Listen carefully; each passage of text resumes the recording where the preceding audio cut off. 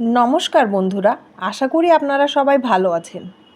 গল্পের বাছাই গল্পের চ্যানেলে আপনাদের স্বাগতম। আজকের নিবেদন বকুলতলার হল্ট। গল্পটি ভালো লাগলে আমাদের চ্যানেল সাবস্ক্রাইব করবেন এবং আপনাদের একটি সাবস্ক্রাইব আমাদের অনেকটা উৎসাহ যোগায়। আজকের গল্প বকুলতলার হল্ট। গল্পের লেখক সৌরদীপ সৌমিত্র চৌধুরী ওরফ চন্দ্রচূড়। আমি গল্পে আহিয়া। হালকা একটা ঝটকা লাগতেই ঘুমটা ভেঙে গেল। কোনো স্টেশনে ট্রেনটা দাঁড়িয়ে পড়েছে। উফ, বড্ড গরম। এর মধ্যে আবার নিদ্রা দেবীর সদয় হওয়ার সম্ভাবনা কম। অগত্যা চোখ কচলে উঠে বসলাম। এইটা আবার কোন জায়গা? বেশ ব্যস্ত কোনো স্টেশন বলেই মনে হচ্ছে। এত রাতেও ভিড় মোটামুটি ভালোই। টাইম দেখলাম মোবাইলে, রাত 1:05। গলাটা শুকিয়ে এসেছে, একটু জল পেলে বেশ ভালো হতো। কিন্তু ব্যাগ থেকে বোতলটা বের করে দেখি তাতে এক বিন্দুও জল অবশিষ্ট নেই।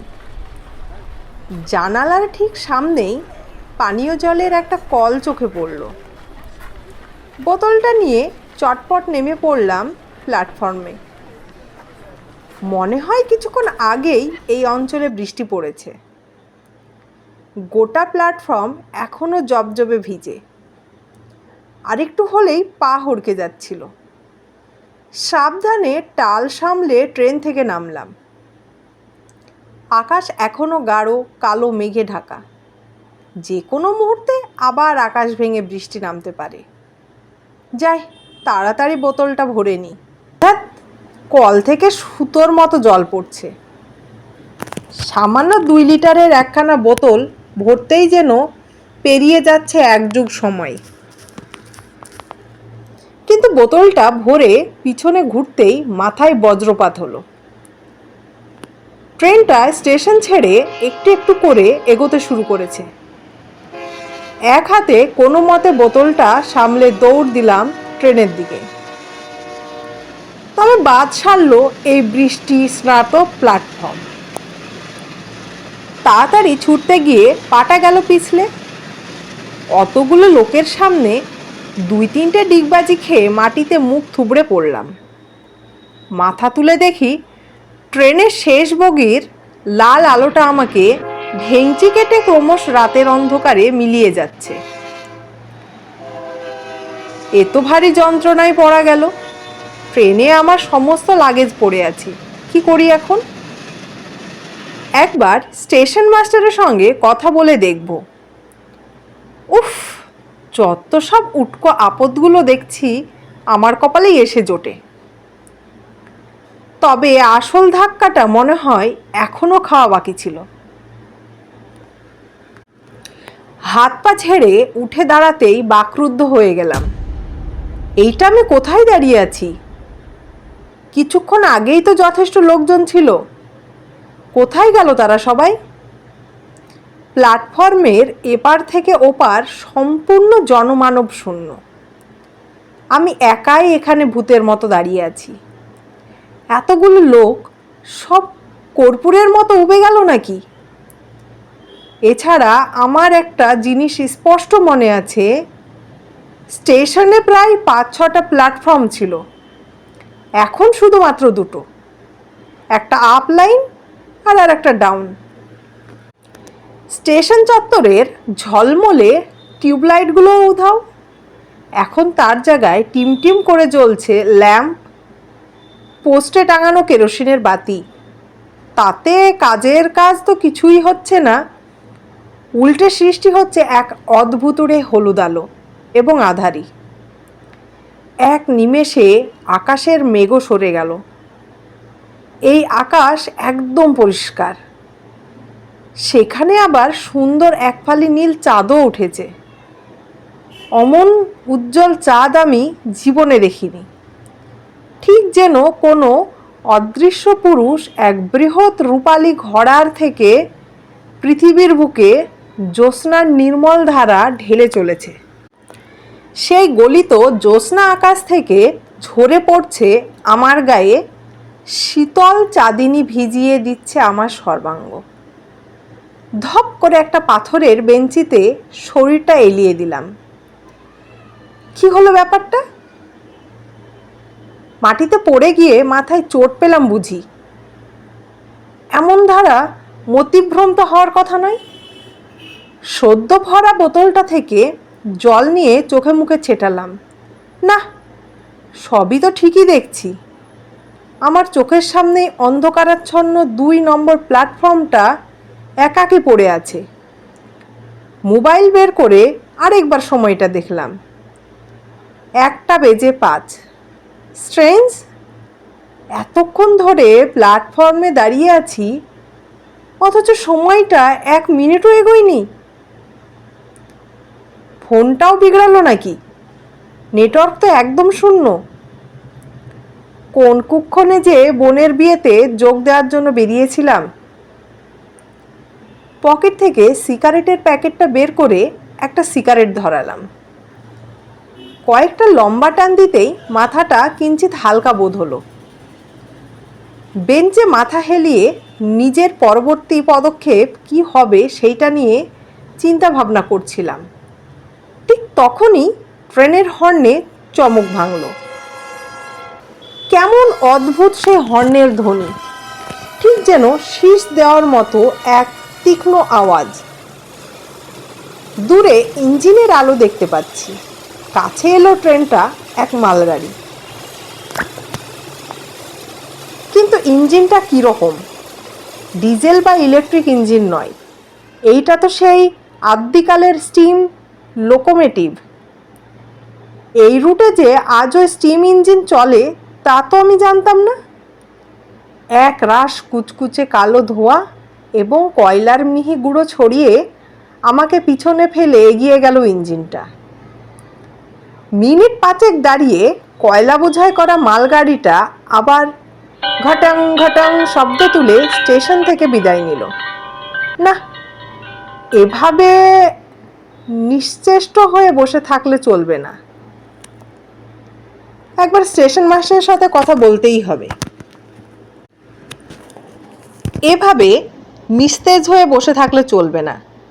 একবার স্টেশন মাস্টারের সাথে কথা বলতেই হবে। মনে হচ্ছে সবই অচেনা, যেন কালচক্রের কোনো গুপ্ত চোরাপথ ধরে আমি এসে পড়েছি এই 70-80 বছর আগেকার সময়ে।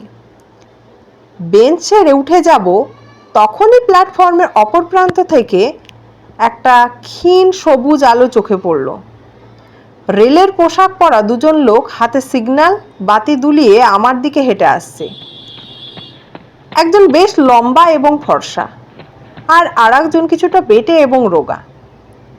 আমার কাছে এসে লম্বা লোকটি দরাজ গলায় জিজ্ঞাসা করলেন, এত রাতে আপনি এখানে একা একা কি করছেন? কোথায় যাবেন? আমি ট্রেন মিস করেছি, স্টেশন মাস্টারের ঘরটা একটু দেখিয়ে দেবেন? আমি এখানকার স্টেশন মাস্টার, বললেন সমরেশ দত্ত। ভদ্রলোক নমস্কার করলেন।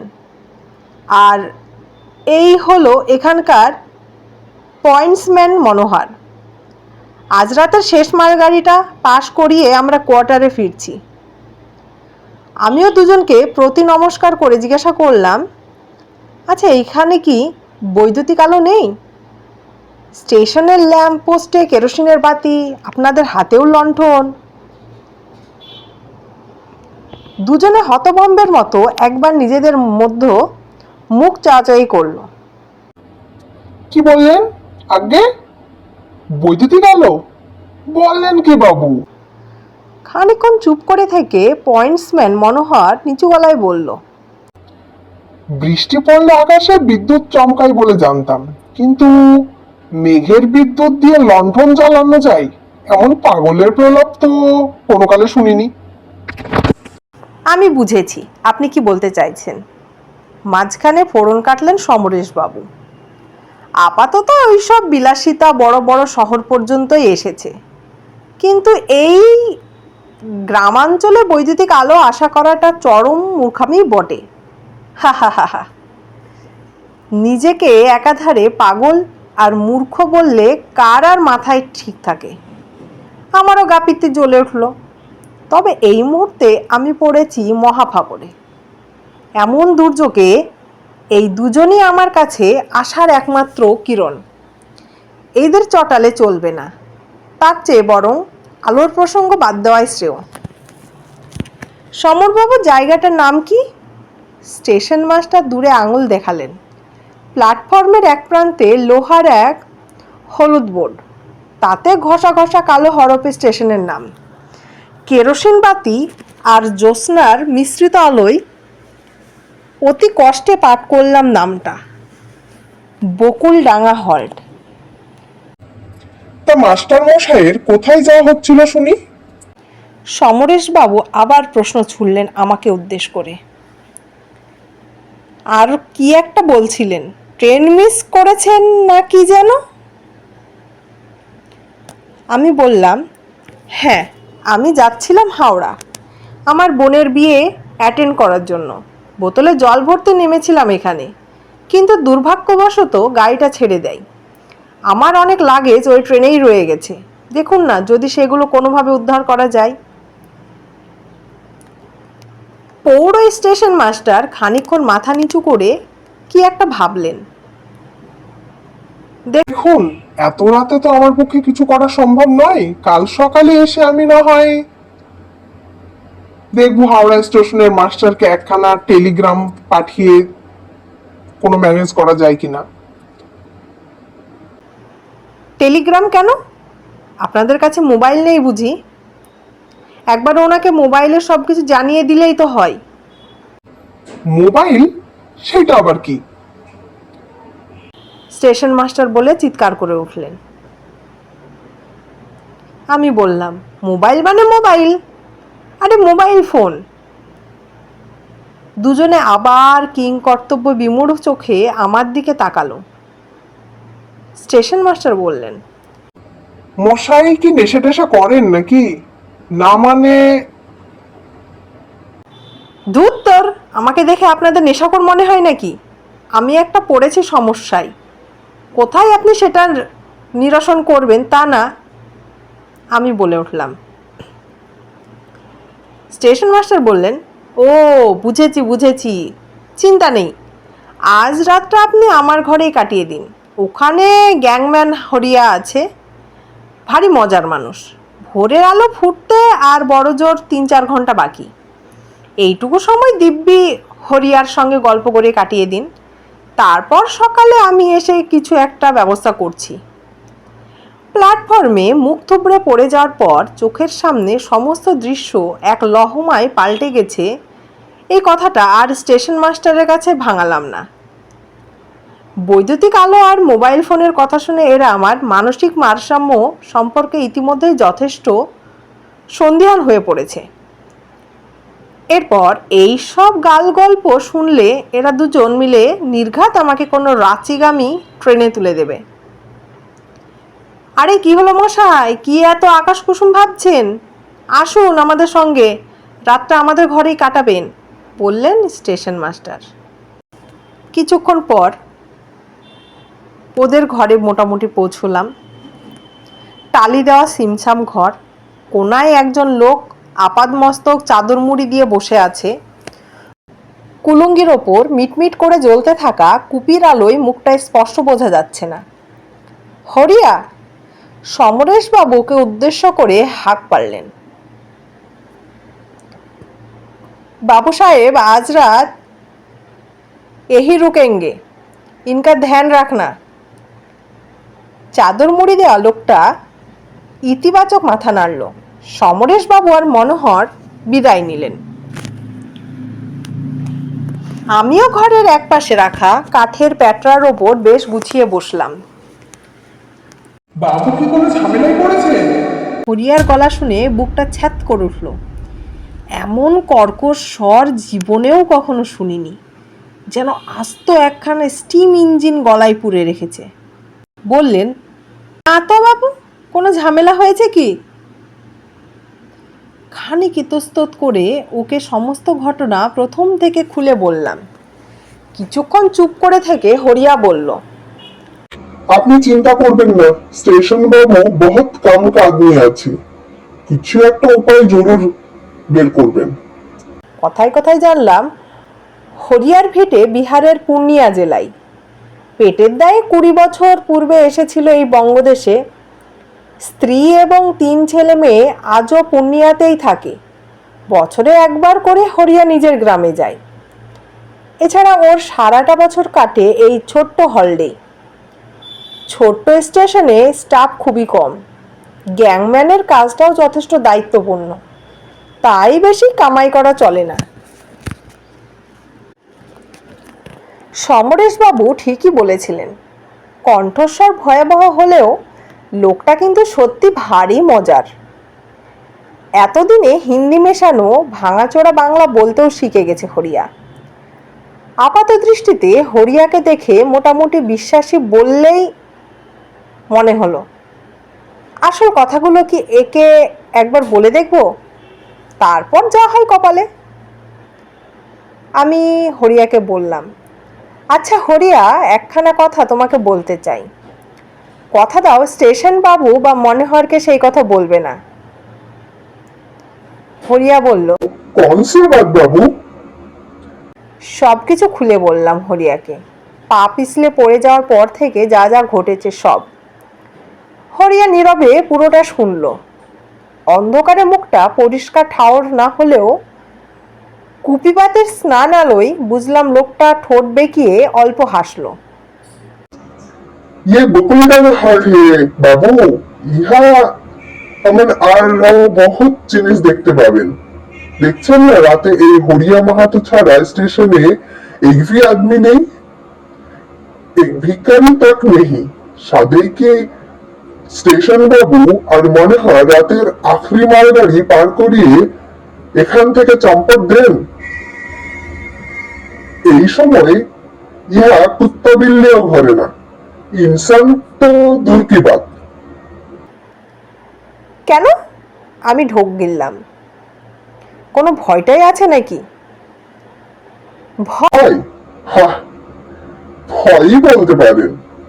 তাহলে এইটা একটা আম স্টেশনের মতোই ছিল, কিন্তু একটা দুর্ঘটনার পর থেকে এই স্টেশনে সবকুছ বদলে যায় বাবু, সবকুছ। কিরকম দুর্ঘটনা? 5-7 पहले का घटना। यहाँ से थोड़ा दूर पे रेल क्रॉसिंग আছে। वहाँ रेल লাইন में কিছু একটা গড়বড়ি হয়েছিল। তখনকার স্টেশন বাবু একজন গ্যাংম্যান আর একজন পয়েন্টসম্যানকে নিয়ে সেইটা ঠিক করাতে গেছিলেন। সব কাজ ঠিকঠাক করে ও তিনও লোক লাইনের ধার দিয়ে পাইদল স্টেশনে ফিরছিল, কিন্তু এক জায়গায় এসে উত্তীন अचानक রেলে কাটা পড়ে যায়। ওদের কাটা পড়াটা বহুত আজীব ছিল বাবু। যারা সামনে সে দুর্ঘটনাটা দেখেছিল তারাই বলেছে যে ও তিনা লাইনের অনেক দূর দিয়ে হাঁটছিল, লেকিন কোন শয়তানি শক্তি যেন তিনোকে ধাক্কা মেরে লাইনের ওপর ফেলে দিয়েছিল। উল্টো দিক দিয়ে আসছিল डाउन मेल, बस एक हिट झटके में तीनों लोग खत्म। उस घटना के बाद यहाँ रात के समय बहुत कुछ देखने पाওয়া যায়। এতক্ষণে রীতিমতো ঘামতে শুরু করেছি। কি বলছো হরিয়া? আগেই ঝামেলার অন্ত ছিল না, এখন আবার ভূতের দৌরাত্ম্য। আপনিও ওদের দেখেছেন বাবু, শুধু চিনতে পারেন নাই? উলো কিসি কা লুকসান করে না বাবু, শুধু নিজেদের অস্তিত্ব বুঝিয়ে দেয়। দেখা পেয়েছি কিন্তু চিনতে পারিনি মানে? বলো কি? হে হরিয়া, কাদের কথা বলছো তুমি? ওরা কারা? ওরা কারা? নিঃশব্দে হাসলো গ্যাংম্যান হরিয়া।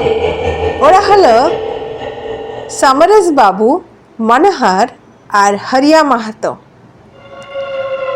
এক ঝলক ঠান্ডা বাতাসে হরিয়ার গা থেকে চাদরটা খুলে পড়ল। কুপিবাতির হালকা শিখার স্বল্প আলোয় পরিষ্কার দেখলাম আমার সামনে দাঁড়িয়ে আছে এক ভয়ঙ্কর প্রেত মূর্তি। ডান হাতটা কনুইয়ের নিচ থেকে কাটা পড়েছে, সেখান থেকে এখনো চুইয়ে পড়ছে ফোঁটা ফোঁটা তাজা রক্ত। মাথাটা একদিকে বিশ্রীভাবে থেতলে গেছে, ভাঙাচোরা দাঁতগুলোর ফাঁক দিয়ে ঝুলে পড়েছে জিভটা। এছাড়াও শরীরে অজস্র জায়গায় কাটাছেঁড়া। হরিয়া হাসছে, খলখল করে হাসছে। ঠিক তখনই কুপিবাতির শিখাটাও দুইবার দপদপ করে নিভে গেল। পুরো ঘরটা তলিয়ে গেল অন্ধকারের অকুল সমুদ্রে। এতক্ষণে যেন আমার জ্ঞান ফিরল।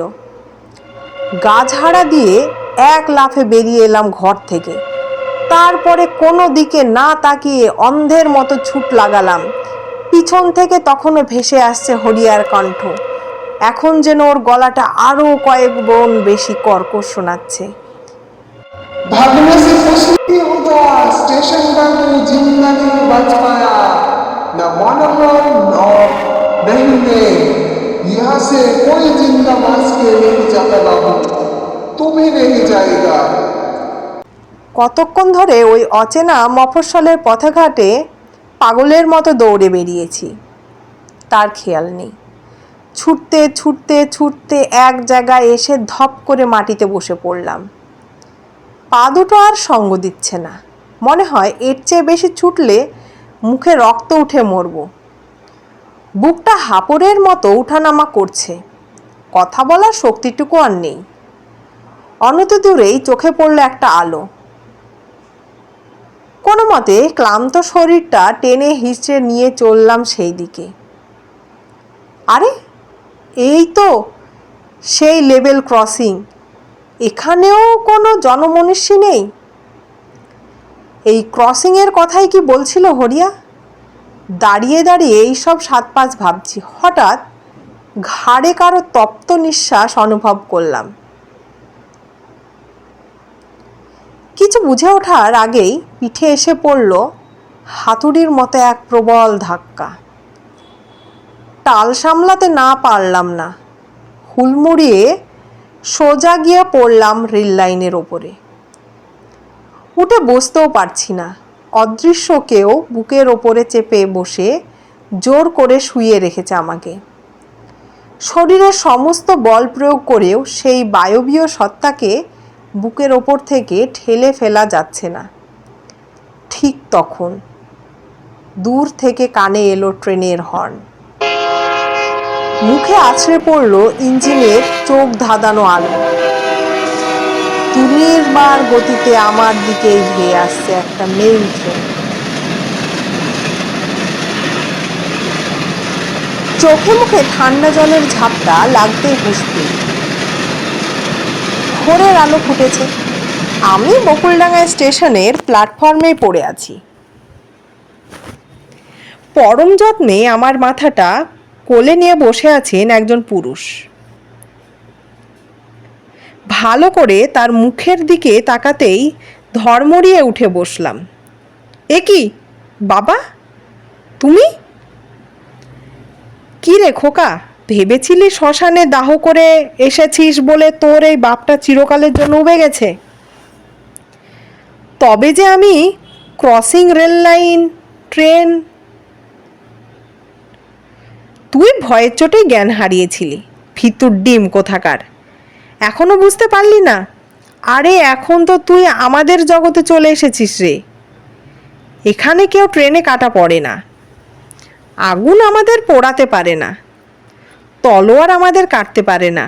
আমরা অবিনেশ্বর। এতক্ষণই লক্ষ্য করলাম বাবার পাশে আরও তিনজন দাঁড়িয়ে আছে। Station master Samaresh Dutta, pointsman Manohar আর গ্যাংম্যান হরিয়া।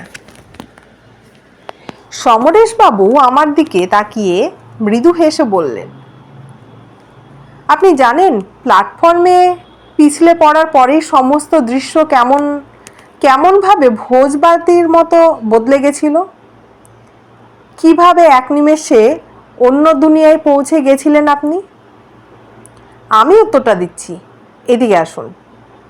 সমরেশবাবু আমার হাতটা ধরে নিয়ে এলেন প্ল্যাটফর্মের ধারে। লাইনের ওপরে এক জায়গায় আঙুল দেখালেন তিনি। ওই দেখুন, কিছু বুঝতে পারছেন? দুটো লাইনের মাঝখানে পড়ে রয়েছে একটা দলা পাকানো রক্তাক্ত মাংসপিণ্ড। ট্রেনের চাকার তলায় পিষ্ট হয়ে এমনই অবস্থা হয়েছে। লাশটা এখন শনাক্ত করাই মুশকিল। তবে লাশের রক্তমাখা ডান হাতের মধ্যমায় জলজল করা হীরের আংটিটা দেখে আমার আর বুঝতে বাকি রইল না এ মৃতদেহ আসলে কার। এবার একটু একটু করে সবটা স্বপ্নের ঘোরের মতো মনে পড়ছে। প্ল্যাটফর্মে নেমে কল থেকে বোতল ভরছিলাম, ততক্ষণে ট্রেন ছেড়ে দিয়েছিল। দৌড়ে বগিতে উঠতে গেছিলাম, কিন্তু ভেজা প্ল্যাটফর্মে পা হড়কে সোজা গিয়ে পড়েছিলাম ট্রেনের তলায়। মুহূর্তের মধ্যে লোহার চাকাগুলো খণ্ড খণ্ড করে দিয়েছিল আমার শরীরটা। Welcome to our universe my son. বাবা আমাকে বুকে জড়িয়ে ধরলেন। মৃত্যুর পরের এই সমান্তরাল জগতে তোকে আমরা স্বাগত জানাই।